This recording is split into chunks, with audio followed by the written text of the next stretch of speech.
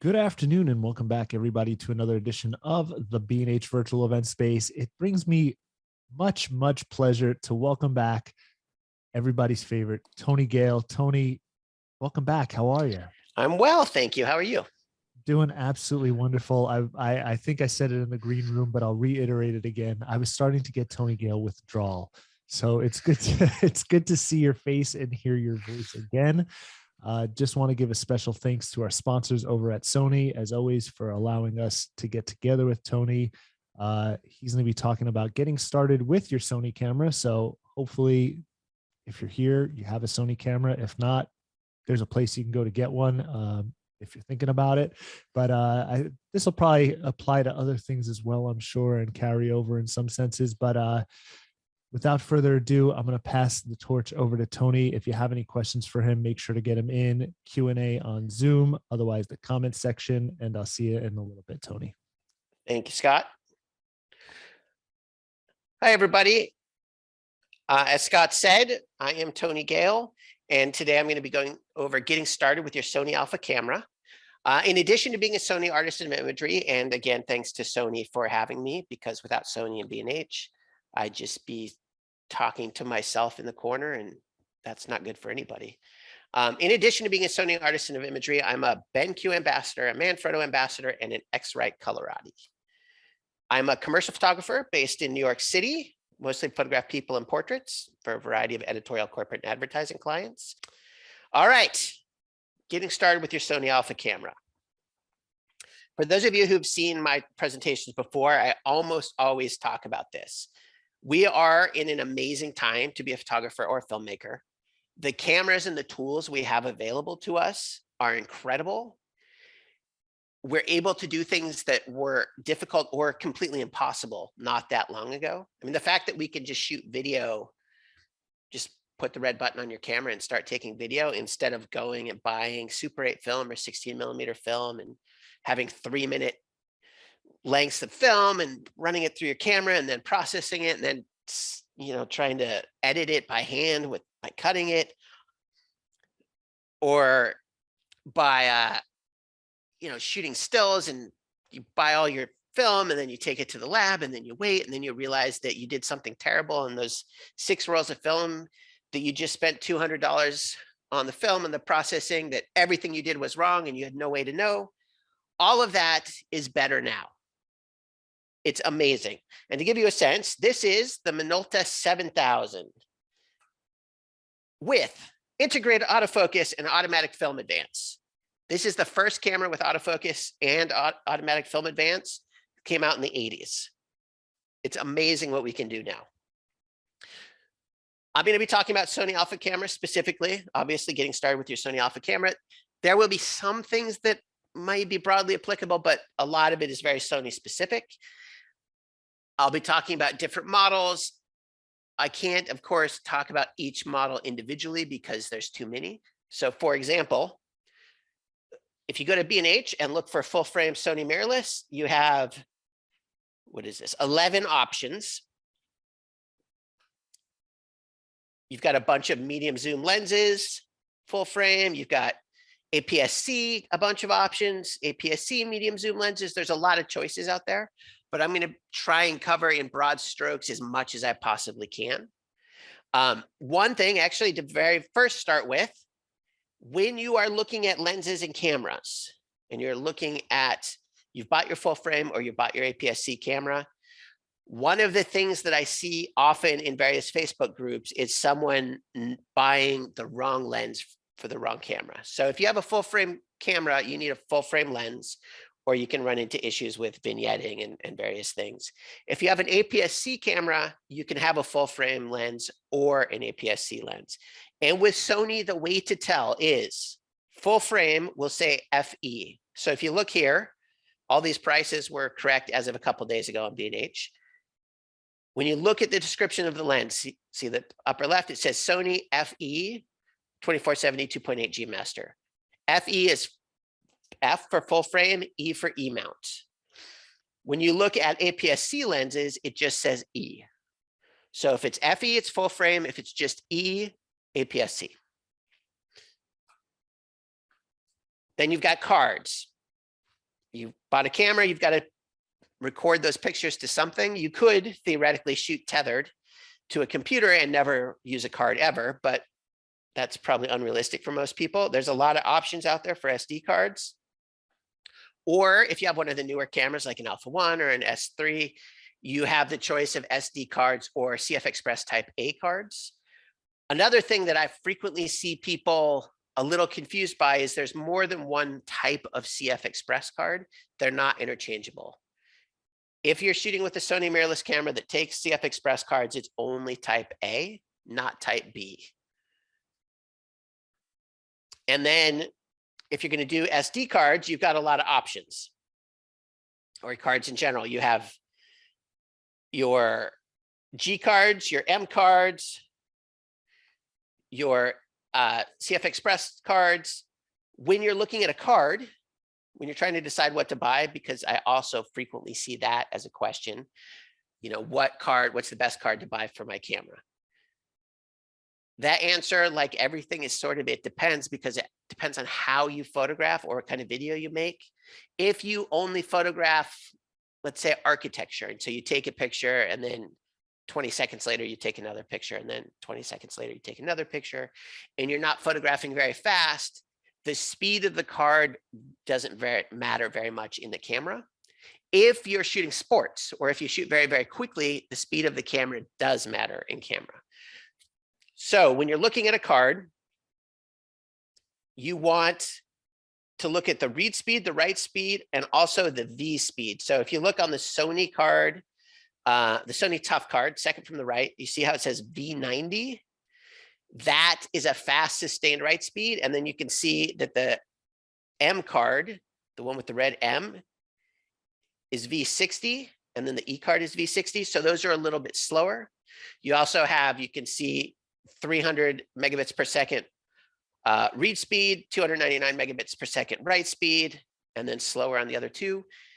In general, faster card is a more expensive card, and faster cards are going to do more, both in allowing you to take more pictures quickly and clear the buffer quickly, and downloading more quickly.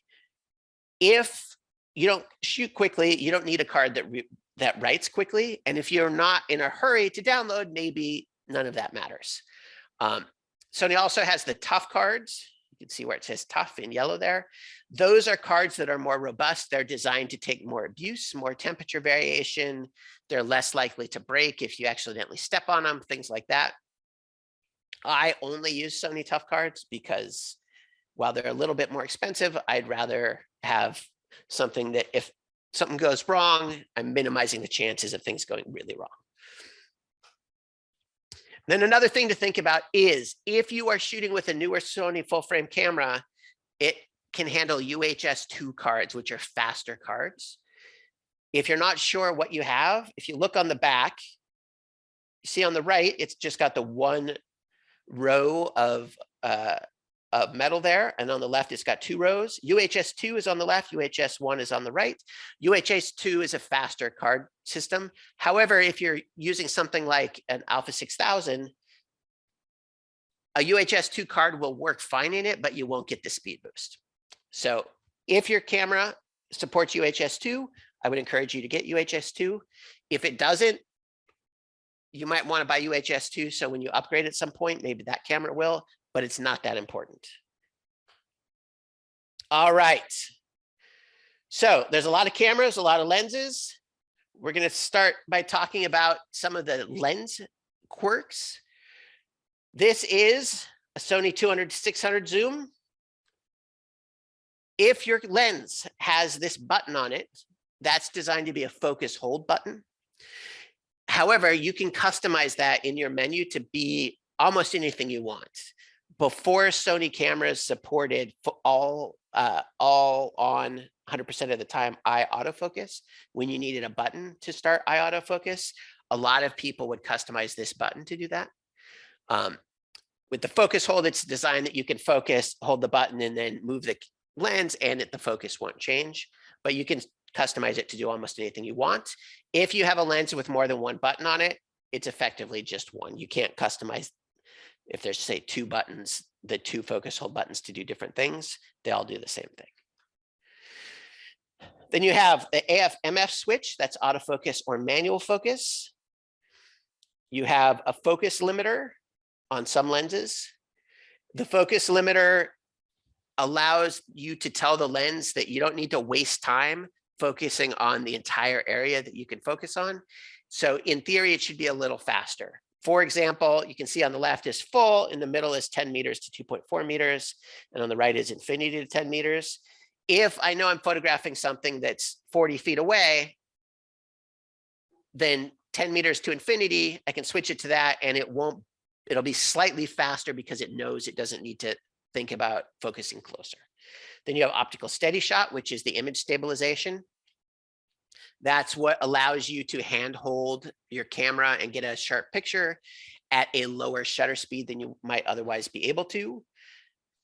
And then you have the modes, which are different modes for different kinds of image stabilization. I'm not going to get into all of that, but if you're trying to do something in the menu and it says it's not supported by the lens, for example, in the menu, you can typically turn your camera to manual focus from autofocus. Sometimes if you try and do that and you have a lens on the camera with the switch, it will tell you you have to do it on the lens. However, if you've already set your camera to manual focus in the menu and then you put this lens on there, it will still be in manual focus. Same thing with optical steady shot. I have a custom button. My custom 2 button turns steady shot on and off. However, if the lens I'm using has this switch and I hit that button, it tells me I can't turn it off on the camera. I have to do it on the lens. So if you run into those issues, that's all it means. All right, we're going to really start getting into the nitty-gritty now. The cameras that I'm mostly going to talk about, because they're sort of representative of a lot of different cameras, the Alpha 1, the Alpha 7S3, the Alpha 7R4, and the Alpha 6400. Like I said earlier, there's a lot of different cameras. So there may be a quirk about the camera you have that isn't covered here, but for the most part, this should do almost everything. If you have an Alpha 9, it's most similar to an Alpha 1. The 7 series are mostly similar to one another, but there's changes in button placement. And then the APS-C cameras are mostly similar to one another.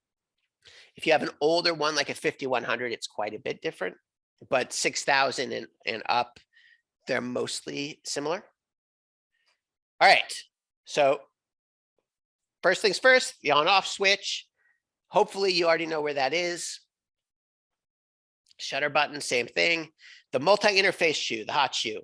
One thing that I also see come up a lot is if you don't have the little cap for your hot shoe, for your MIS shoe, and let's say you're out in the rain or it's very humid, there's a lot of little pins in there, and sometimes you'll get an error message saying this accessory is not supported.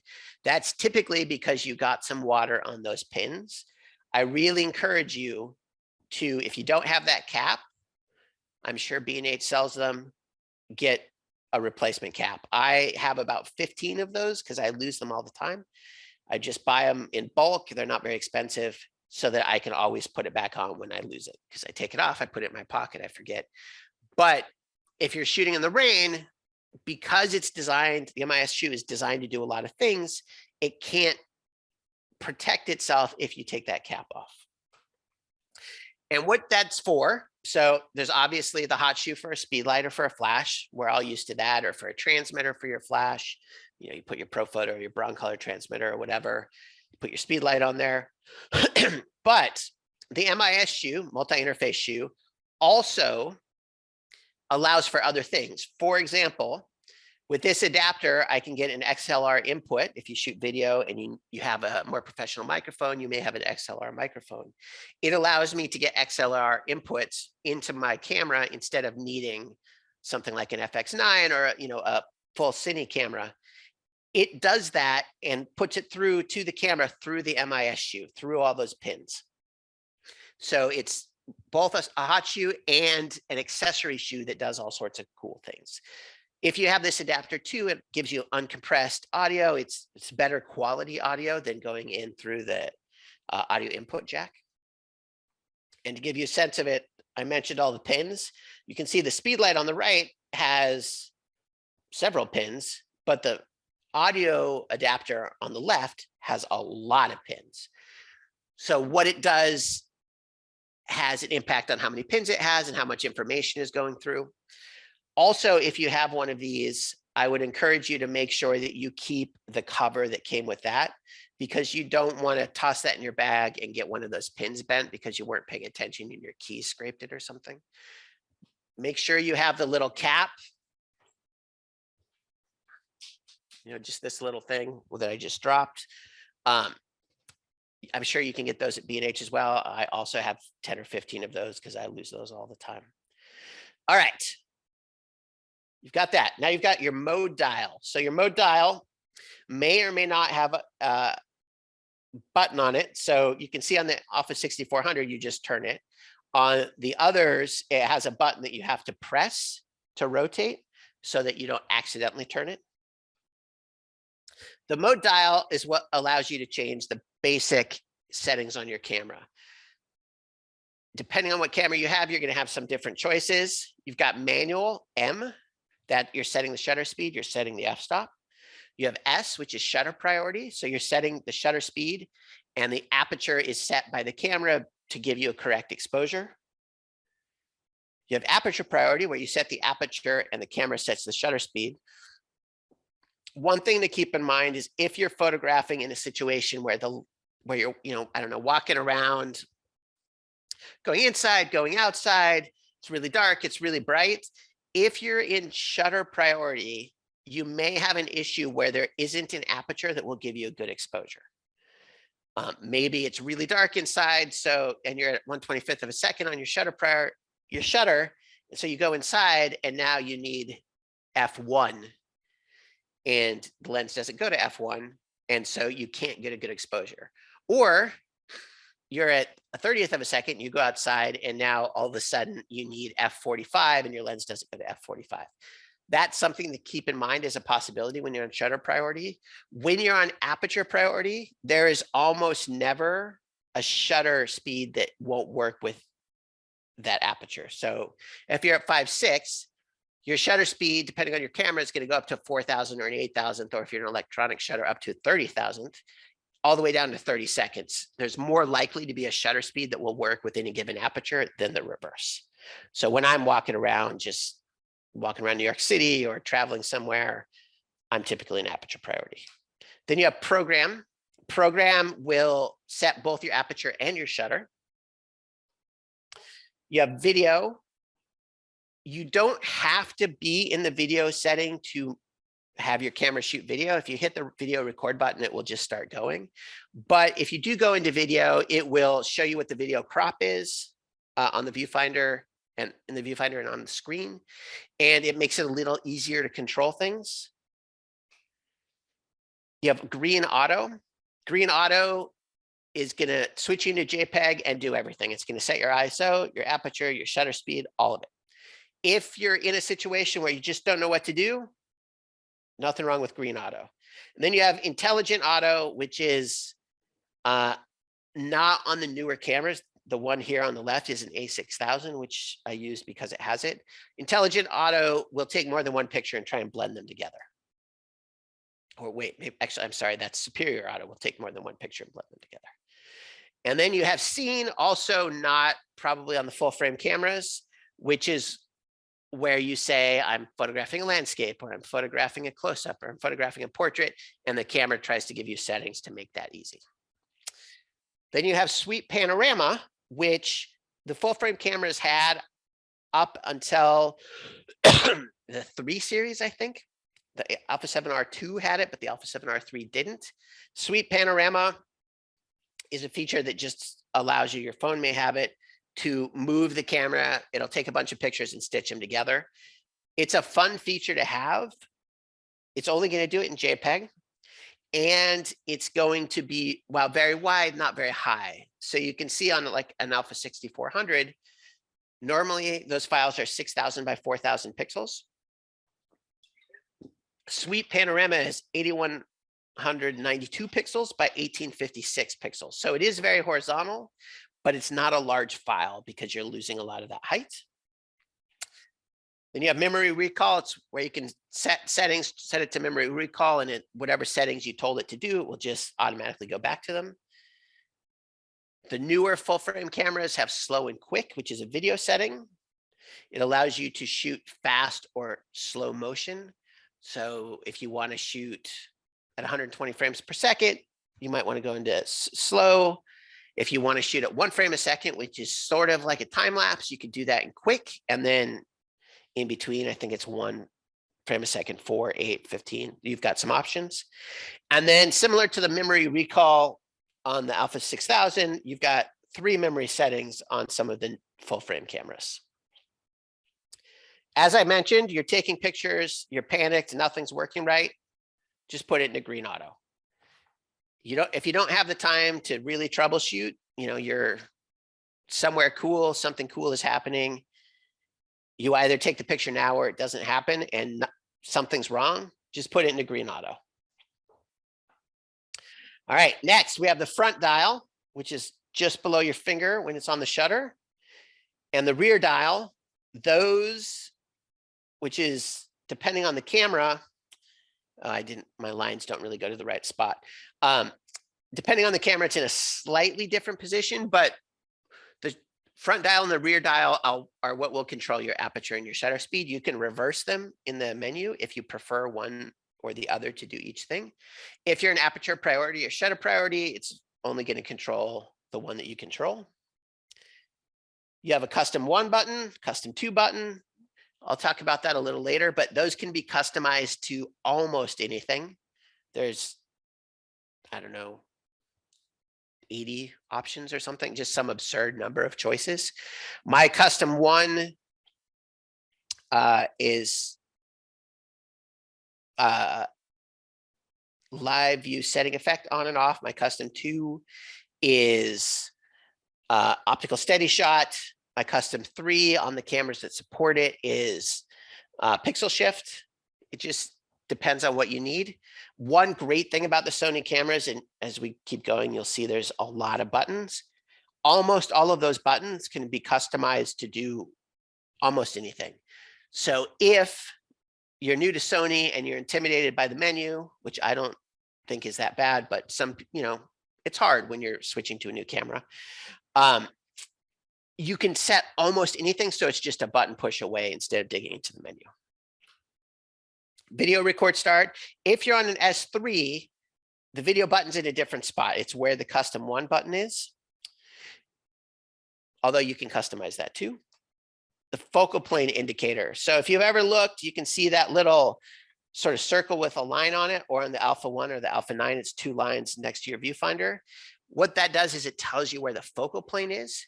If you're in a situation like they used to do with film, motion picture film, where they would measure to focus, it's telling you where the focal plane is, so where you need to measure from. So if you're on the 6000 series, you have a pop-up flash. If you're on the Alpha 9 or the Alpha 1, over there on the left, you have a dial for focus mode and drive mode. So 1 frame a second, 3, 5, 10, 30.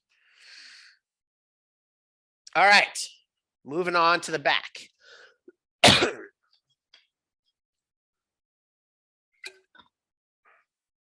You have your diopter. So if you've ever picked up your camera, looked through the viewfinder and everything is blurry and you're not sure why, your diopter probably got changed. Your diopter is a little dial, and what that does is it allows people who maybe need reading glasses to set a magnifier in their viewfinder so that they don't need their reading glasses to look through the viewfinder.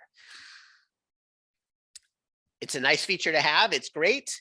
Sometimes it gets bumped or adjusted, or somebody else was playing and changed it. If you're looking through the viewfinder and things aren't sharp, your diopter probably needs to be adjusted. You just turn it until it looks good. You have your custom 1 button on the S3, because on all the others, the custom 1 button is on the top. On the S3, it's on the back. On the 6400, there's only 2 custom buttons. So the custom 1 was on the top, the custom 2 is on the back. You have custom 3, custom 4, which is also the trash button, except on the 6000 series where it's the custom 2 button. That button is trash, but it's only trash if you're in playback mode. If you're not in playback mode, it's just the custom 4 button. You have your menu button. And here's the menu. Sony has changed their menus with time. They listen to feedback. They listen to criticism. They're always trying to make things better. I'm a big believer in whatever camera system you started is the one that has the perfect menu, and whatever camera system everybody else uses, that menu system is terrible. So wherever you started, that's the menu you know, and that's the one you think is good. I firmly believe that. So it's not that anybody is necessarily better or worse, it's just what you're used to. Depending on how new your camera is, it's going to have a different menu. The menu on the upper left are things like the S3, the Alpha 1, the A7 IV. Upper right would be your R4, your R3, your 7 III. Lower left is the older menu. And then you may, especially on a 6000 series camera, have the menu on the lower right show up. The menu on the lower right, the menu on the lower left are really the same menu. It's just a different way to get to it.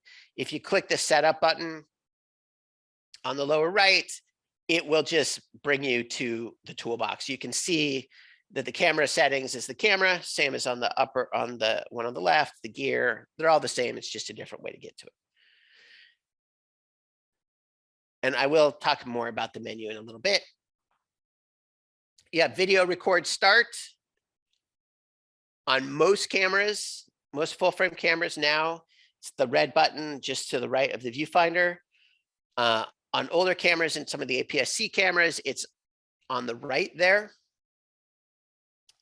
You have AF on if you're somebody who likes back button focus. I'm not a fan of it, but the people who love it, love it. You've got your AF on button. You have auto exposure lock. If you're taking pictures, you're in aperture priority, your exposure is good and you're going to recompose, you can hit that to not have your exposure change. You have your function button, very powerful. Your function button, you hit that and it brings up a menu with 6 options. Every one of those options can be changed. So aside from all the buttons, you can also put 6 things in your function button. So like, for example, I have wireless flash on the lower left. Wireless flash is, excuse me, a setting you need to change if you're going to use, say, Sony speed lights and use multiple speed lights with 1 on the camera and 3 throughout the room. You have to tell it that you're using wireless flash. Otherwise, it's just going to control the one on the camera. So I have that there so I can turn it on and off. You've got white balance, focus mode, metering mode, steady shot, any number of things. All of that is controllable. And it can change if you're in video or stills. So I mentioned that you can shoot video from any mode setting. If you're in video on the mode dial, this menu can be specific to video. You have your control wheel. Your control wheel, obviously it allows you to move through the menu, all of that. It also has different options depending on the camera. For example, it can control your white balance. It can control your drive mode. So single shooting, timer, fast, white balance bracket. If you're ever taking pictures or trying to take pictures and you're looking at the screen and you're not seeing any pictures, you're just seeing all that information. It's because on that mode dial, or I'm sorry, on that dial, you've got up is display, DISP. If you hit up on it, it will cycle through different options. So when you're looking at the back and you're like, why am I not seeing what I'm taking pictures of? There's all this information I don't want to know. Just hit up on that. It's something I see people ask quite frequently. But you can also have very little information, medium information, a level. You've got options. You have your multi-selector that will let you do things like move your focus point. You have playback. So you've taken pictures or video, you want to see what you did. That's the playback button. You have on the grip, you have a second rear dial. If you have a APS-C camera, you probably have a pop-up flash. That little lightning bolt button pops up the flash. Boom, there it is. It's a small flash. It's nice to have if you need it. If you're going to use flash a lot, I would encourage you to get a Sony Speedlight, a separate, bigger one. It's going to have more power. It's going to recycle faster, and it will use its own batteries instead of your camera's batteries. On the 6000 series, you have the AF/MF auto exposure lock switch. So one direction, will let you turn autofocus or manual focus on and off. The other way, it's an auto exposure lock. You have your screen, obviously. You have your viewfinder, and you have your eye sensor. So an important thing that also comes up a lot, the eye sensor, which is in a slightly different position depending on the camera, is what tells the camera that you've raised it to your eye. So you lift up your camera, the screen turns off, the viewfinder turns on, you can look through the viewfinder. If that sensor gets dirty, sometimes your screen doesn't turn on because it thinks that you're holding the camera up to your eye. That's also something that comes up fairly often. Somebody is, why won't my screen turn on? The viewfinder works fine. It's probably that you just need to wipe off the sensor. It takes 2 seconds, not a big deal, really easy. Also, if you, for whatever reason, don't want to do that, or if you're in a situation where you're like holding the camera close to your body, but you want the screen on, with the newer cameras, if you tilt the screen, it will turn the viewfinder off and only use the screen. You just have to tilt it a tiny bit, and it knows to do that. So, for example, that sensor, it sees that I'm holding something up, so it turned on and off. But because the screen is out on the S3, putting something in front of that sensor has no bearing on turning the screen off because it knows that the sensor is out. So if you're on a gimbal, anything like that, it's a handy feature. All right. I know we're covering a lot. The great thing is that this is being recorded. So if I'm going too fast, or if you want to go back and go over something again, B&H has your back. All right. On the port side, you've got a bunch of ports. You've got a bunch of things that you can plug stuff into. What do those all do? If you're an Alpha 1 or an Alpha 9, you have an Ethernet port. Probably not something you're going to use unless you're photographing sports or something, and you need to download a lot of pictures to your editor really fast. You have an audio in port. It's the round port with red. You have audio out. If you're on a smaller camera, you may not have audio out. You can see the 6400 does not. There's only so much room for ports. It doesn't have the audio out. But if you're recording video and you want to monitor the video, you would plug your headphones into the audio out. PC sync. PC sync is if you're photographing with strobes and you're not using a wireless trigger and you have a cable that goes from your strobe to your camera, it plugs into the PC sync. Not all the cameras have it. Prior to the R3, none of the Rs did. It's a nice thing to have. I haven't used it in years, but it's nice to know it's there. I have backup sync cables with all my strobes just in case, and knowing that if that happens, I have that option is great, but I hope I never have to, and I haven't yet. You have micro USB, which is also what a lot of accessories go into. For example, if you have a cable release, it's going to plug into the micro USB. You have USB-C on the newer full frame cameras. USB-C, also USB, much faster. When I'm shooting tethered, I always use USB-C. It is one of the things, having both of those is something that I had asked for. The Sony engineers really listen to people. In the past, when I've had the opportunity to tell them things that I wish could be improved, I have seen some of those things happen. And obviously, I'm sure I'm not the only person to ask for those things. They're not going to listen to me and say, well, Tony wants this. Nobody else cares, but Tony does, so we're going to change it. But if I want it and they had talked to 10 other people and 10 other people want it, that's something that they listen to. being able to tether and have a cable release in it at the same time is really nice. If you're on an Alpha 1 or an S3, you have a full-size HDMI port. And if you're on most of the other cameras, you have a micro HDMI port. They're both fine, but micro HDMI is quite a bit smaller and it gets a little looser. Then on the bottom, all the cameras I'm aware of, the bottom is where the batteries go in. Alpha 7, Alpha 9, Alpha 1. The battery goes in there. If you're on a full frame camera or the 6600 and it's newer, you have Z batteries, which are larger and last longer. If you're on an older camera or APS-C, except for the 6600, you have a W battery, which is smaller and lighter, but doesn't last as long. One thing that's very different about the full frame versus APS-C is the APS-C, the SD card goes in to a slot right next to the battery. And then if you have a vertical grip, you can put 2 batteries in there. So battery, SD card slot. If you're on full frame and it's newer, you have 2 card slots. If you have something like an A7 original or A7S2 or A7S or Alpha 7R2, you have 1 card slot. If you're on the newer ones, you have 2. If you're on the very newest ones, each card slot can handle SD or CF Express Type A. You can see here on the left, I have a CF Express Type A. On the right, I have a SD. They just flip. So the label goes towards you on the back of the camera. If it's CF Express Type A, the label goes away from you towards the front of the camera if you're using SD.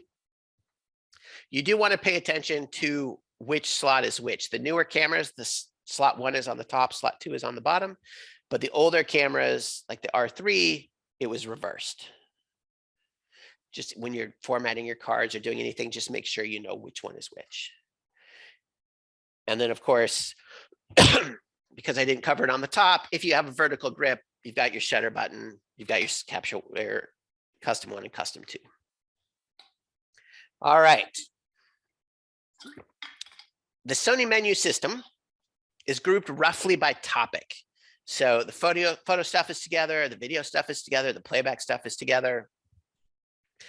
You can see if you look on the left, on the top, it's got a camera, it's got the plus minus, AMF, autofocus, manual focus, the globe, the toolbox. They're all grouped similarly.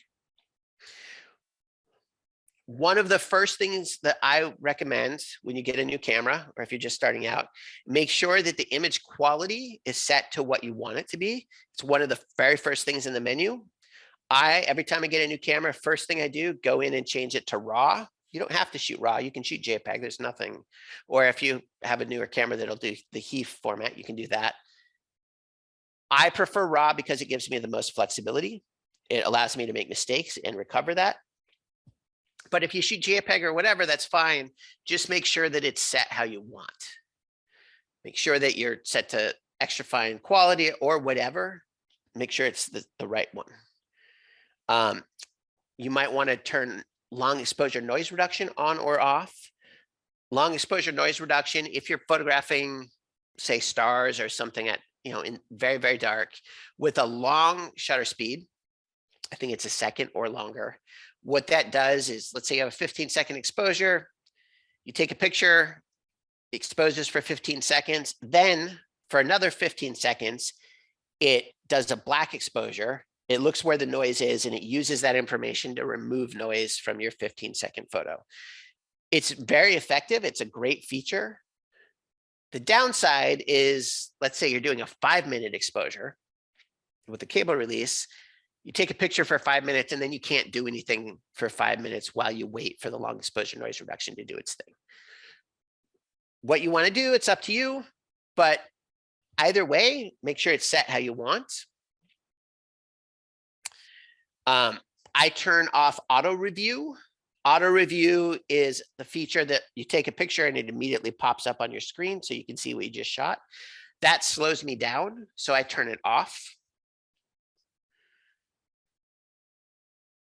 I turn wireless flash on. I mentioned before, wireless flash is what allows you to use strobes off camera with the correct transmitter. Like if you're using a ProPhoto strobe with a ProPhoto transmitter, wireless flash needs to be on.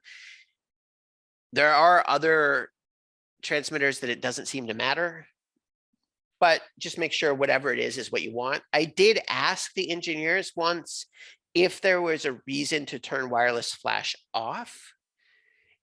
And the specific people I spoke to didn't have a reason to turn it off. There very well may be, but I don't know what it is. This is very important. You have release without lens enabled or disabled. If you're only photographing with Sony lenses, then you want that probably disabled. If you're doing things like for example, take Sony body caps, drill a hole in them, tape some aluminum foil to it, punch a hole in the aluminum foil with a pin, and now I have a pinhole camera. If I put that body cap with the pinhole in it on my camera and release without lens is disabled, the camera won't take a picture. If I say release without lens is enabled, it will take a picture. Or if you have that super cool lens that your great-grandfather had from 1935 with an adapter, your camera can't communicate with that lens and that adapter, so it won't take a picture unless you have release without lens enabled. Also, you have release card.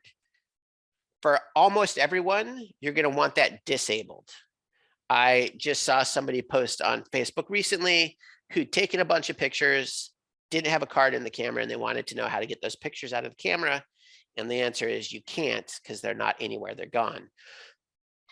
And it was because he had release without card enabled. The only reason I can think of to have release without card enabled is if you're photographing tethered, so you're going from the camera directly to a computer, and for whatever reason, you don't want to also writing to the card. That's the only reason I can think of. I always leave it disabled. Just make sure that's set to disabled, especially if you're buying a used camera. If you're buying a new camera, it's probably disabled, but it's always worth checking everything. All right. Now, we only talked about the menu a little bit. You bought your new camera. There's some menu setting that you really wish you could use, but you can never remember where it is, or it's deep in the menu and it's a hassle. So customize. Why would you customize? Because it's quicker, much quicker and more convenient. Depending on your Sony camera, almost every camera has things that can be customized. Even something, for example, like the RX100-6, the ring on the front can be customized, and there's 4 other things. The Alpha 6000 has 7 things that can be customized. The 6400 has 8. The R4, even more. So it's going to depend on your camera, but you've got a ton of things that can be customized.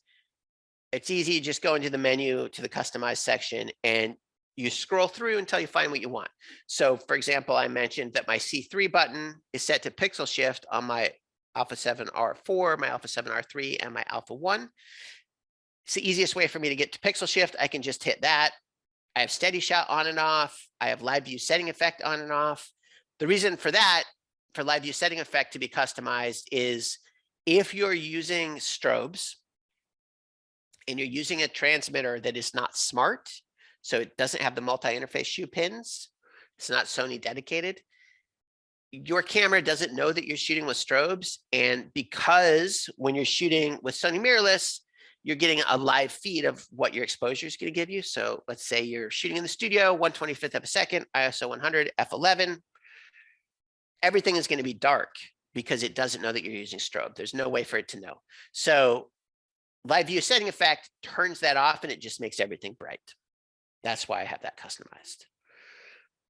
You also have a ton of built-in Sony features that are available depending on the camera. You have eye autofocus. Magic. Eye autofocus is absolutely magic. It's when I mentioned early at the beginning about how we are fortunate to live in a time where the technology that is available to us can do so much. eye autofocus is incredible. When I used to take pictures, 90s, early 2000s, if I wanted to photograph someone, a portrait in a shallow depth of field, I had a lot of frames where the nose was in focus or the ears were in focus, but the eyes weren't. Eye autofocus is magic. And with the newer cameras, it can also do animals. The Alpha 1 can do birds. It's amazing. You have time lapse, also amazing. Also something that if you wanted to do a time lapse in 1995, it was expensive. Now you can just do it in your camera. You have pixel shift, which takes multiple pictures, moving the sensor around. And then you assemble them with the Sony software. You have bright monitoring. If you're photographing, say, stars, you're out in the Grand Canyon, it's super dark, there's no moon, you can hardly see. Bright monitoring makes everything bright. Silent shutter. You can control your camera with your phone and send to your phone. You have picture effects, you have video. So eye autofocus, like I mentioned, looks for an eye, focuses on it. It will work better in a shallower depth of field. If you're at f/22, sometimes not as much. It's magic. You have so for eye autofocus with the newer cameras, it's just on by default. With the older cameras, you have to tell it that you want it to be on, and you're going to need a button. So the 6400, for example, by default, the eye autofocus button is the center of the dial in the back, but you can customize that to anything. You can also, if you have a camera that will do human or animal or bird, you tell it what you want it to be. You know, if you're photographing dogs, you want it to focus on the dog, not the person with the dog, for example. So all of that can be done. You can see here.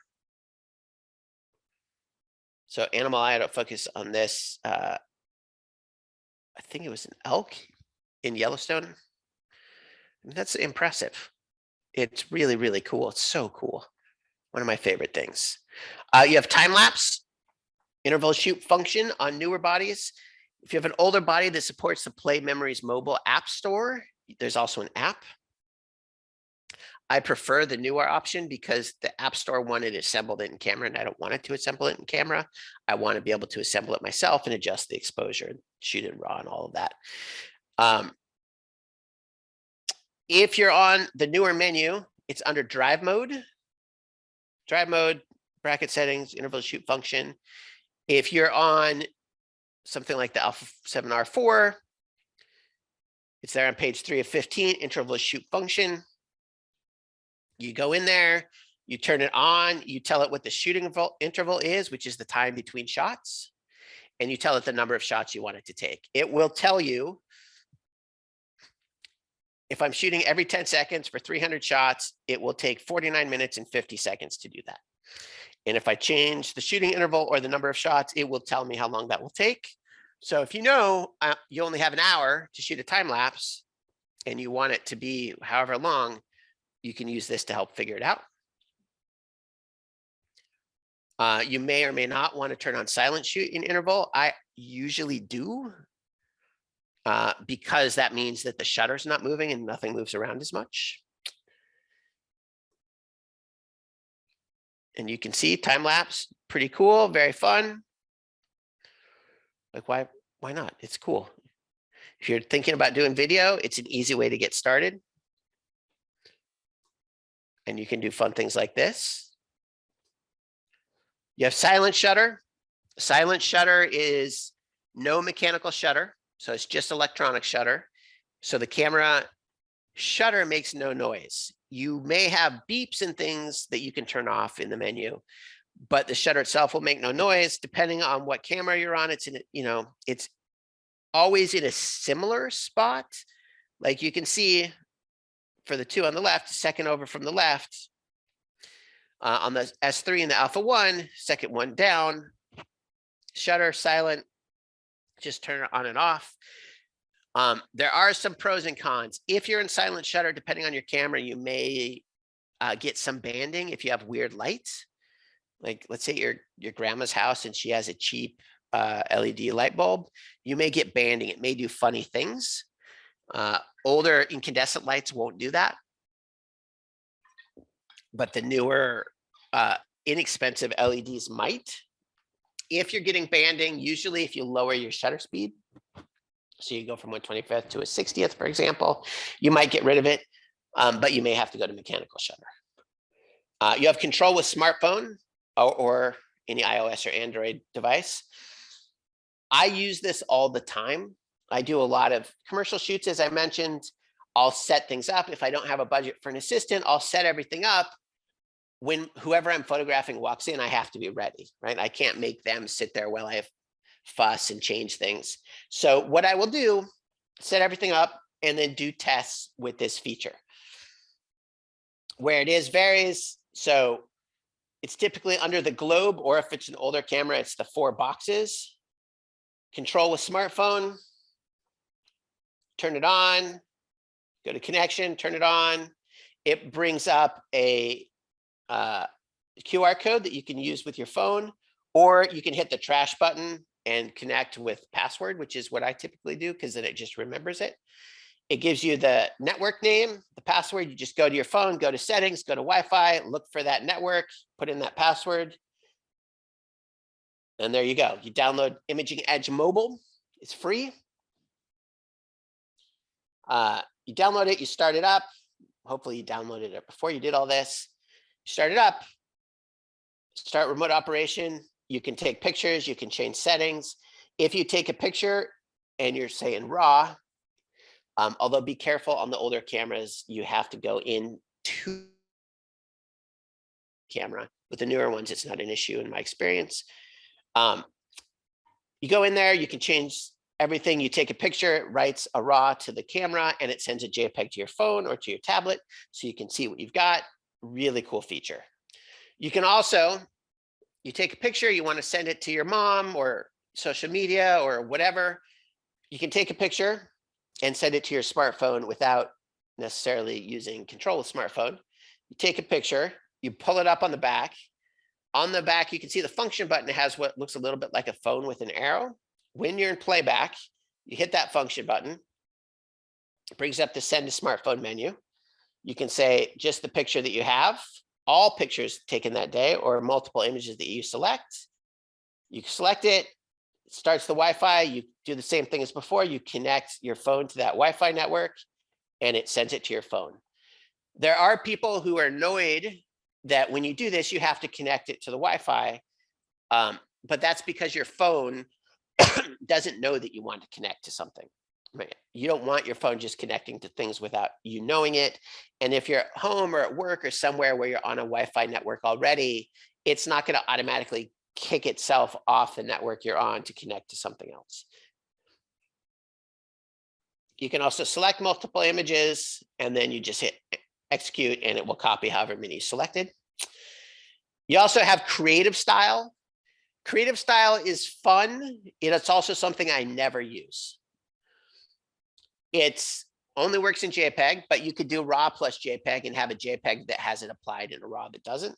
But if you wanted to do something with more saturation or weird colors or sepia or black and white, you know, and I said I never use it. That's not true. Every once in a while, I'll do a job where I need to show people black and white, and I will turn on the black and white creative style then, even though I'm shooting RAW, because then what they see on the camera shows up as black and white, even though I can make it color if I need to.